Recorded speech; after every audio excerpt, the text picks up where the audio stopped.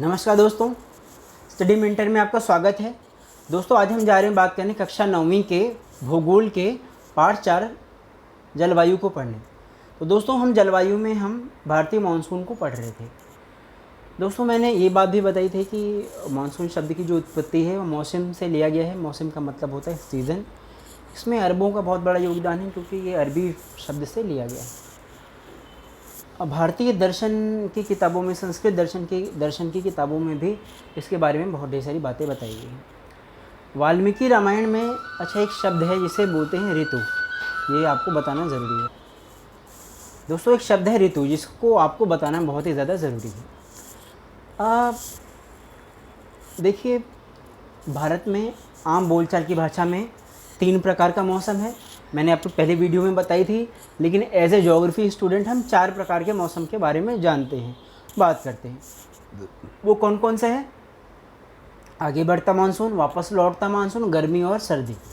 ठीक है फ्रेंड्स। अच्छा, जो मौसम का भी उपविभाग है यानी उपभाग है, उसके भी छोटी कैटेगरी, उसे बोलते हैं ऋतु। ऋतु भारतीय दर्शन में 6 प्रकार की ऋतुएं हैं। ठीक है। और वाल्मीकि रामायण में 5 प्रकार की ऋतुओं के बारे में बताया गया है। कालिदास ने 6 प्रकार की ऋतुओं के बारे में बताया है। ये सब भारतीय दर्शन की, जब अब इंडियन ज्योग्राफिकल थॉट पढ़ेंगे तब उसमें आपको जानने को मिलेगा। अपने काम की जो कुछ और चीज़ें हैं जो आप जान लीजिए कि वैज्ञानिक आधार पे मानसून के बारे में सबसे पहली बार हेली ने दिया था कॉन्सेप्ट, और जो अंतिम कॉन्सेप्ट है वो भारतीय का है, उनका नाम है पी कोटेश्वरम। पी कोटेश्वरम भारत के एक वैज्ञानिक है, उन्होंने एक थ्योरी दी, उसका नाम है मोनाक्स थ्योरी। तो मोनाक्स थ्योरी जो है वो एक मानसून को लेकर के एक सटीक थ्योरी है जो बताती है कि मानसून कैसे आता है, मानसून क्यों फेल होता है, और इस प्रकार की बहुत ढेर सारी चीज़ें हैं। दोस्तों अब हम जा रहे हैं भारतीय मानसून के बारे में पढ़ने। ठीक है। और वो आपके स्क्रीन के ऊपर हाईलाइट किया हुआ है। अब हम एक एक करके उसके बारे में जानेंगे। वो वाला जो फर्स्ट वीडियो ज़्यादा इंटरेस्टिंग नहीं थी, लेकिन ये वाली वीडियो बहुत ज़्यादा इंटरेस्टिंग है। इसमें आपको मज़ा आएगा और ढेर सारी जो चीज़ें हम आपको समझ में भी आएंगी। तो चलिए दोस्तों शुरू करते हैं। ये सेकंड पार्ट है। चलिए, ये है भारतीय मानसून के बारे में है। ठीक है। मैं थोड़ा सा इसके बारे में पढ़ देता हूँ। भारत में जलवायु मानसूनी पवनों से बहुत अधिक प्रभावित है। ऐसे ऐतिहासिक काल में भारत में आने वाले नाविकों ने सबसे पहले मानसून परिघटना पर ध्यान दिया था। पवन तंत्र की दिशा उलट जाने के कारण उसे लाभ हुआ था, चूँकि इसके जहाज पवन के प्रवाह की दिशा पर निर्भर थे। अरबवासी जो कि व्यापारियों की तरह भारत आए थे, उन लोगों ने पवन तंत्र के इस मौसमी व्युत्क्रमण में मानसून का नाम दिया। ये मैंने आपको पहले ही बता दिया था कि इसमें अरबों का बहुत बड़ा योगदान है। अब हम जा रहे हैं थोड़ी सी और बातें करने कि मानसून है क्या। मानसून का प्रभाव उष्णकटिबंधीय क्षेत्रीय क्षेत्रों में लगभग 20 से उत्तर और 20 दक्षिण के बीच रहता है। यानी 0 डिग्री से ऊपर ये नॉर्थ में जाइए 20 डिग्री और 20 डिग्री नीचे अक्षांश, 20 डिग्री उत्तरी अक्षांश, 20 डिग्री नीचली अक्षांश। ठीक है। अच्छा, निम्नलिखित तथ्य, कुछ इसके बारे में कुछ तथ्यों को जान लेते हैं, बहुत ज़्यादा इंपॉर्टेंट है। यहाँ पे स्क्रीन के ऊपर हाईलाइट किया हुआ है फ्रेंड्स, जरा आप इसको देख लेते हैं। पहले हम पढ़ते हैं ए यानी क। स्थल तथा जल के गर्म एवं ठंडे होने के विभेदी प्रक्रिया के कारण भारत के स्थल भाग पर निम्न दाब का क्षेत्र उत्पन्न हो जाता है, जबकि इसके आसपास के समुद्रों के ऊपरी उच्च दाब का क्षेत्र बनता है। फ्रेंड्स देखिए, एक तरफ है स्थल, दूसरी तरफ है जल। तो स्थल जल्दी से गर्म हो जाता है और जल्दी से ठंडा हो जाता है। तो स्थल जैसे ही बहुत जल्दी गर्म हो जाता है, और समुद्र स्थल के ऊपर जो भी गर्म हवाएं हैं वो गर्म होकर के ऊपर उठती हैं। आपको मैं बता दूं कि जो गर्म हवाएं होती हैं वो हल्की होती हैं और हमेशा ऊपर को उठती हैं। तो जब स्थल भाग जल्दी से गर्म हो जाता है तो स्थल भाग को भरने के लिए, जैसे ये भारतीय महाद्वीप के ऊपर ये स्थल भाग है और इसकी जो हवा है एकदम से गर्म होकर के ऊपर को उठती है, तो जैसे ये हवा गर्म उठती है, इसको भरने के लिए सागर से, हिंद महासागर से, बे ऑफ बंगाल से, बंगाली खाड़ी से उस हवाओं को भरने के लिए ठंडी हवा आती हैं और स्थल महासागर के ऊपर पूरे स्थल के ऊपर, भारतीय उपमहाद्वीप के ऊपर ये ठंडी हवाएं क्या होती हैं, फैल जाती हैं। ये ठंडी हवाएं समुद्र से आती हैं और ये भारी होती हैं और अपने साथ में आर्द्रता लेकर के आती है, और इस आर्द्रता के कारण भारत में मानसून आता है। इतनी बात समझ में आ गई फ्रेंड्स। आप इसको एटलस में देखेंगे, ठीक है, अभी मैप के ऊपर मैं आपको दिखाऊंगा। ठीक है, आगे चलते हैं। अगला जो अगली क्या बात है, ग्रीष्म ऋतु के दिनों में उष्णकटिबंधीय अभिसरण क्षेत्र की स्थिति गंगा के मैदान की ओर खिसक जाता है और विषुवत वृत्त में 5 उत्तर से 5 दक्षिण इस मानसून ऋतु के गर्त के रूप में था। देखिए दोस्तों, क्या होता है, जो गंगा का मैदान है ना, मैंने जो पहले बात बताई वही बात है। गंगा के मैदान के ऊपर एक गर्त का निर्माण होता है। यहाँ गर्त का मतलब किसी गड्ढे से नहीं है, बल्कि ये जैसे गंगा का मैदान है और इसके ऊपर जो जलवाष्प है, यानी सॉरी जो हवा है, वो क्या होता है कि वाष्पीकृत हो जाती है और इस प्रकार से ऊपर को उड़ जाती है। तो ऊपर उड़ जाने का यहाँ से अब ठंडी हवाएं आती हैं और उस पूरे क्षेत्र में फैल जाती हैं। ठीक है, इसे मानसून गर्त बोलते हैं। ठीक है, इसे हवाओं का अभिसरण भी बोलते हैं, उष्णकटिबंधीय अभिसरण भी बोलते हैं, इसको ITCZ बोलते हैं। ये मैं आपको एटलस में अच्छे से समझाऊंगा, अगर मैप होगा आगे तो मैं आपको उसके आगे में बताऊंगा। अगला जो है, हिंद महासागर में मेडागास्कर के पूर्व में लगभग 20 दक्षिण अक्षांश के ऊपर दाब वाला क्षेत्र, उच्च दाब वाले क्षेत्र की स्थिति में तीव्रता से भारतीय मानसून को प्रभावित करता है। बिल्कुल, आगे चलते हैं। ग्रीष्म ऋतु में तिब्बत के पठार पर बहुत अधिक गर्म हो जाता है। इसके परिणाम स्वरूप ऊपर समुद्र तल से लगभग 9 किलोमीटर की ऊंचाई पर तीव्र ऊर्ध्वाधर वायु धाराएं एवं उच्च दाब का निर्माण होता है। फ्रेंड्स, ये जो गर्त वाली बात है वो सबसे पहले हेली ने बोली थी, और जो तिब्बत के पठार के ऊपर जो एकदम से गर्म जो है हवाएं हैं वो गर्म होकर के ऊपर को उठती हैं, इसके बारे में सबसे पहली बात किसने बोला था, अभी मैंने क्या आपको नाम बताया था, फ्लान ने इसके बारे में बताए थे सबसे पहली बार। एक बोलता है गंगा के पठार के ऊपर हवाएं जो है गर्म होकर के ऊपर उड़ जाती हैं, दूसरा जो बोलता है तिब्बत के पठार के ऊपर हवाएं गर्म होकर के ऊपर उड़ जाती हैं। कहने मतलब वो जो उत्तर में जो उपमहाद्वीप यानी कर्क रेखा के ऊपर कुछ ऐसा एरिया है जिसके ऊपर हवाएं जो है गर्म होकर के ऊपर को उड़ जाती हैं, इसकी वजह से वैसे उसको भरने के लिए ठंडी हवाएं आती हैं। चलिए आगे चलते हैं।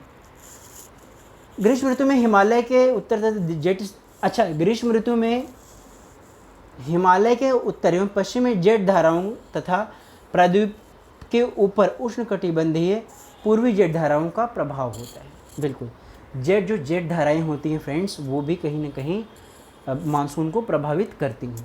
ठीक है, तो अब हम जा रहे हैं ऊपर को, थोड़ा सा मैं इसको स्क्रॉल करता हूँ तब आपको ये सब चीज़ें समझ में आएंगी। चलिए अब ऊपर चलते। मैंने बोला था ना कि मैप में बताऊँगा आपको। देखिए, हाँ ये है वो मैप, ये देखिए दोस्तों, क्या है कि ये देखिए आप, ये आपके स्क्रीन पर यहाँ पे दिखाई दे रहा होगा, ये जो हवाएं हैं, हाँ, ये देखिए ये गर्म होकर क्या कर रही, जो स्थल भाग तिब्बत का पठार है इसके ऊपर हवाएं गर्म होकर के ऊपर को जा रही हैं और उसको भरने के लिए पीछे से स्क्रीन पर देखिए ये 3 एरोज हैं, ये जो हवाएं हैं आर्द्रता लेकर के भारतीय महाद्वीप में प्रवेश करती हैं। ठीक है, और दूसरी बात ये चाहती तो सीधी चली जाती, ठीक है, लेकिन ऐसा नहीं है। ये जो यहाँ की जो जेट धारा है, जेट धारा क्या करती है, इनकी दिशा को मोड़ देती है।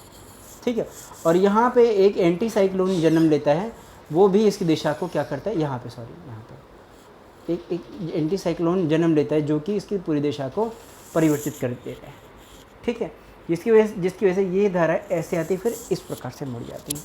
यहाँ पे ऊपरने वाला जो एंटी साइक्लोन है तो इसकी दिशा को इस प्रकार से देखिए, इस प्रकार से ये ऐसे जाती हैं। ये अगर यहाँ पे एंटी साइक्लोन नहीं होता तो ये धाराएं ऐसे करके म्यांमार से उधर की तरफ चली जाती है, यानी पूरब की तरफ चली जाती है इस प्रकार से। लेकिन यहाँ जो क्रिएट होने वाला एंटी साइक्लोन वो क्या करते हैं, इसी दिशा को इस प्रकार से मोड़ देता है, इसलिए ये धाराएं ऐसे आती हैं और इस प्रकार से आती हैं, इस प्रकार से आती है और इस प्रकार से जाती है। ठीक है फ्रेंड्स, और जो दूसरा है सर्दियों के दिनों में, यानी जब मानसून की वापसी आती है। इस मैप को देखिए, सर्दियों के दिनों में क्या होता है कि जब मानसून वापस को आ रहा होता है, इधर से ये देखिए ऐसे ऐसे ऐसे, ठीक है, उधर से नीचे को आ रहा है।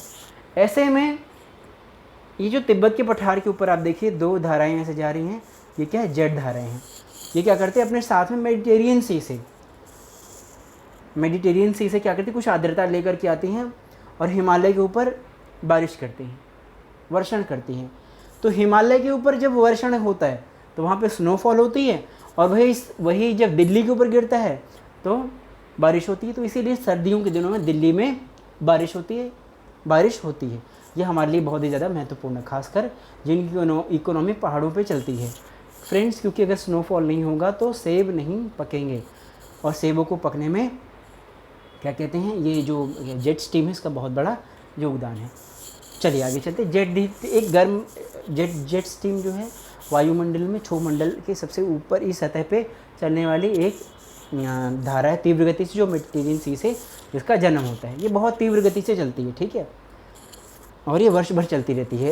इसके कई चरण हैं, सीधी चलती है, टेढ़ी मेढ़ी चलती है, समाप्त भी होती है, अपने आसपास में एंटी साइक्लोन को भी जन्म देती है। उसके बारे में कभी और डिटेल पढ़ेंगे जेट धाराओं के बारे में, ठीक है। जो छोटा सा है आपके अगर यहाँ कहीं होगा तो आपको मैं पढ़ के बता दूंगा एंटी साइक्लोन के बारे में। चलिए ये सब ने मेरे बाद में हमने दोस्तों बात जान ली है। एक बार इस मैप को देख लीजिए, ठीक है। चलिए आगे चलते हैं कि कब कब कहाँ कहाँ मानसून आता है। देखिए भारत में मानसून का जो प्रवेश होता है दक्षिण भारत में, यहाँ पे 1 जून को आता है। देखिए ज़रा सबसे नीचे यहाँ पे, यानी चेन्नई में 1 जून के आसपास बारिश होती है। वही हैदराबाद के निकट 5 जून के आसपास होती है। भुवनेश्वर के पास 10 जून के आसपास मानसून होती है, मतलब वर्षा होती है, ठीक है। तो इस प्रकार से आप इसको पढ़ेंगे। और उत्तर भारत में आते आते 15 जून तक का टाइम, लखनऊ और दिल्ली में 15 जून तक का टाइम लग जाता है। आगे चलते हैं फ्रेंड्स, ठीक है। हमने बात कर ली थी क्या? चलिए हाँ, ये मैंने बात आपको बता दी है। अच्छा, मानसून की वापसी,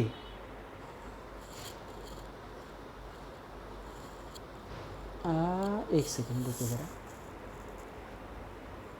तो हमने कुछ बातें की थी, एक सेकंड, ठीक है। तो मानसून का आगमन एवं वापसी के बारे में हम जा रहे हैं बातें करने, ठीक है। रुकिए पहले मैं आपको यहाँ से बताऊँ। भारतीय मानसून के बारे में हमने यहाँ पे ढेर सारी बातें जो है वो कर ली। आगे चलते हैं,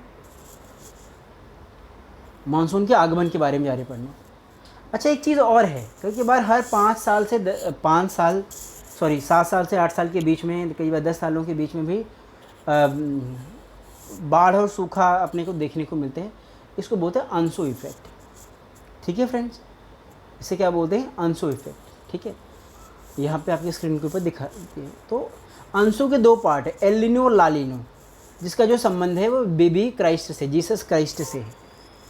आगे चल, मानसून का आगमन एवं वापसी, कि मानसून कब आता है और मानसून कब जाता है, ठीक है।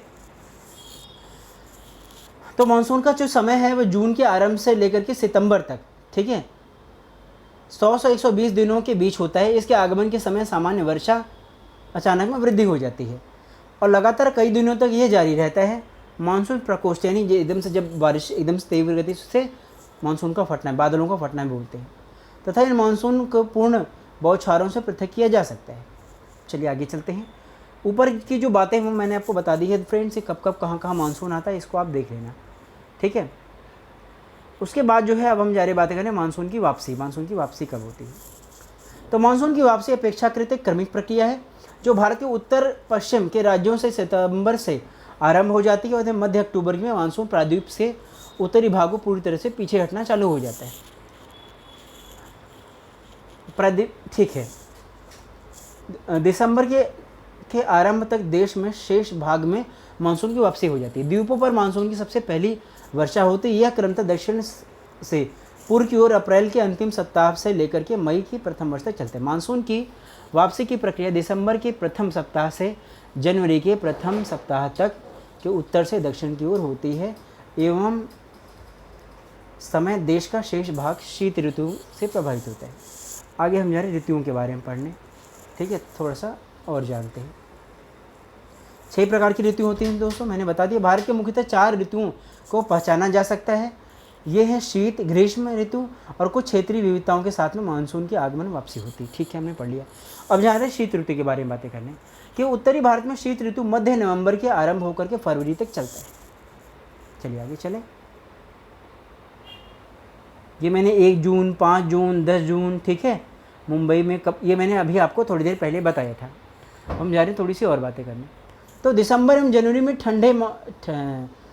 दिसंबर एवं जनवरी सबसे ठंडे महीने होते हैं। तापमान में दक्षिण से उत्तर की ओर बढ़ने पर घटता रहता है। ठीक है, उत्तर से दक्षिण की ओर। ठीक है, उत्तर में तुषारापात सामान्य है तथा हिमालय के ऊपरी ढालों पे हिमपात होता है। दोस्तों सर्दियों के दिनों में क्या होता है, दिसंबर से जनवरी के बीच में सर्दी पड़ती है और हिमालय के ऊपर क्या होता है, स्नोफॉल होता है। ठीक है, चलिए ये मैंने सारी बातें बता दी। प्रायद्वीपीय भागों में शीत ऋतु स्पष्ट नहीं होता है। समुद्री एवं पवनों के प्रभाव के कारण शीत ऋतु में भी यहाँ पर तापमान के प्रारूप न देखने को मिलता है। दोस्तों देखिए, जो स्थान समुद्र के निकट होते हैं वहाँ पे न तो बहुत ज़्यादा सर्दी पड़ती है, न तो बहुत ज़्यादा गर्मी पड़ती है। इसलिए प्रायद्वीपीय भाग में, प्रायद्वीपीय पठारों में बहुत ज़्यादा न तो सर्दी का एहसास होता है, न बहुत ज़्यादा गर्मी का एहसास होता है। ठीक है, आगे चलते हैं। हम जा रहे बातें ना ग्रीष्म ऋतु के बारे में कि सूर्य के उत्तर की ओर आगामी गति के कारण भूमंडल पर तापमान पट्टी ऊपर की तरफ खिसक जाती है। मार्च से मई में भारत में ग्रीष्म ऋतु होता है। फ्रेंड्स ये आपको ना याद करना है कि सर्दी का मौसम का कौन सा महीना है, गर्मी का महीना कौन सा है, ये आपको याद करके रखना है। ठीक है, मैं थोड़ा सा और पढ़ देता हूँ आपके समझ के लिए। मध्य प्रदेश में गुजरात का तापमान जो है 42 डिग्री सेल्सियस तक हो जाता है और मई के देश में बाकी भागों में जो मई में देश के उत्तर पश्चिमी भागों में तापमान 45 डिग्री सेल्सियस तक चला जाता है। प्रायद्वीपीय भारत में समुद्री प्रभाव कारण ये कम होता है। आगे चलते हैं। 45 डिग्री दोस्तों बहुत ज़्यादा होता है। ठीक है, औसत 42 डिग्री है। अभी पिछले साल तो 48 के आसपास पहुंच गया था। आगे चलते हैं। उत्तरी भारत में मई के महीने के दौरान सामान्यतः धूल एवं धूल भरी आंधियाँ चलती हैं। आगे चलते हैं, कुछ और बातों को जान लेते हैं। ये वैशाख के महीने में होने के कारण एक और है हिमवृष्टि। हिमवृष्टि एक सेकेंड, ठीक है, कहीं कहीं जगह पे हिमवृष्टि भी होती है वैशाख के महीने में के कारण। पश्चिम बंगाल में काल वैशाखी के नाम से जाता है। ग्रीष्म ऋतु के अंत में कर्नाटक और केरल में प्राय पूर्व मानसून वर्षा होती है। इसी कारण आम जल्दी ही पक जाते हैं। इसे आम्र वर्षा के भी नाम से जाना जाता है। आगे चलते हैं, ये तो पढ़ लिया हमने। वर्षा ऋतु का आगमन का मानसून, वर्षा ऋतु या मानसून का आगमन, ये देखिए ज़रा कब कब आता है।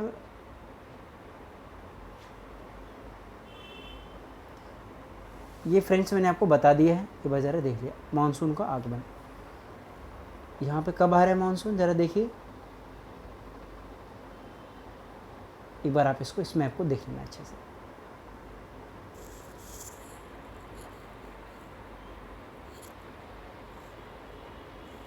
अब हम जा रहे हैं मानसून की वापसी कैसे होती है। फ्रेंड्स कुछ भी ज़्यादा समझना नहीं, कंफ्यूज मत हुई। गर्मी सर्दी आपको समझ है।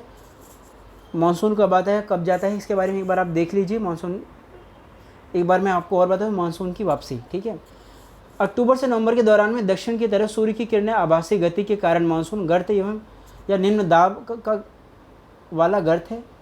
उत्तरी मैदानों के ऊपर शिथिल होता रहता है। धीरे धीरे उच्च दाब प्रणाली इसका स्थान ले लेती है। दक्षिण पश्चिमी मानसून शिथिल हो जाते हैं, धीरे धीरे पीछे की ओर बढ़ते लगते हैं, जिस कारण अक्टूबर के आरंभ में मानसून पवनें उत्तरी मैदान की तरफ से हट जाती है। चलिए आगे चलते हैं। आप ज़रा ये देख लीजिए फ्रेंड्स, ये बड़ी बड़ी काम की चीज़ें हमेशा पूछता है। हमेशा ना जो एग्ज़ाम में पूछता है वो ये पूछता है कि 100 सेंटीमीटर की रेखा के बारे में बताइए। ठीक है, हमेशा ये 100 से 200 के बीच में, ये सबसे इम्पॉर्टेंट है। इस मैप से ये यहाँ से यहाँ तक, यहाँ से यहाँ तक, सॉरी ये आपको गोल दिखाई दे रहा है। 100 से 200 देखिए ज़रा, ऐसे ये गोल वाला, फिर ये इधर को चली जाती है। ये बहुत ही ज़्यादा महत्वपूर्ण है, इसको आप देख लेना और बार बार इसको प्रैक्टिस कर लेना। चल ये है, सॉरी या इसे भी देखिए। हाँ, यहाँ से यहाँ तक ये देखिए, ये ऐसे आर्क टाइप में, फिर ये ऐसे, एक बार और ऐसे, देखिए मैं करता हूँ ऐसे ऐसे, फिर ऐसे। ठीक,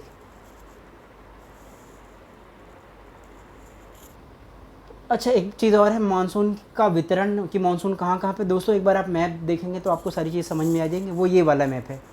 ठीक है, ये देख लीजिए आपके मानसून का वितरण कहाँ कहाँ पे है। अब नॉर्थ ईस्ट में देखिए, नॉर्थ ईस्ट में बहुत ज़्यादा बारिश होती है।